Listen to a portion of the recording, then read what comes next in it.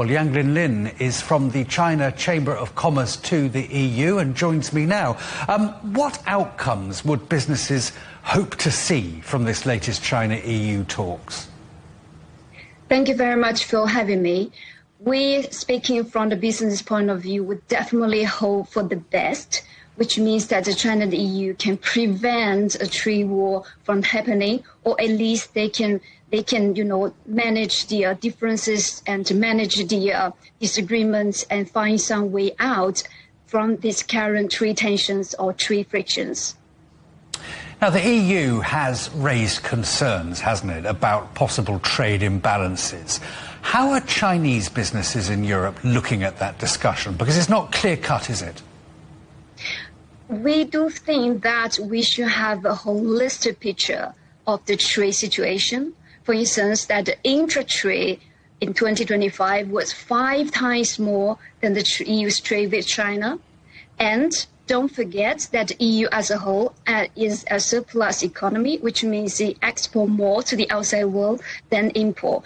We do argue that because the Chinese export to the EU were not all about final products, it also contained a lot of intermediate goods, a lot of components. We do believe that the Chinese manufacturing is supporting the EU's manufacturing, not replacing it.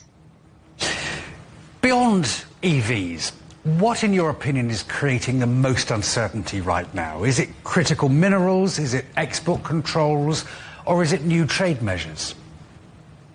I mean, speaking from Chinese business perspective, we do quite worried about the current discussion about future trade measures that the Brussels plans to present.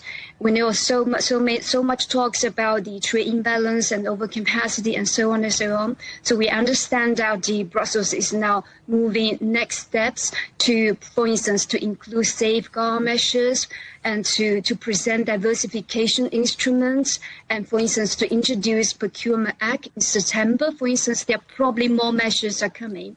So what currently is really concerning, it's actually about the talks that all the measures, as I said, probably not presented on the solid fact that we should reconsider the real situation between China and EU about the trade imbalance. As I said, we should have a holistic picture of it. Then that we hope that the Brussels will not present some unreasonable measures ahead. I think current discussions has been quite worrying. Linlin, thank you very much for that.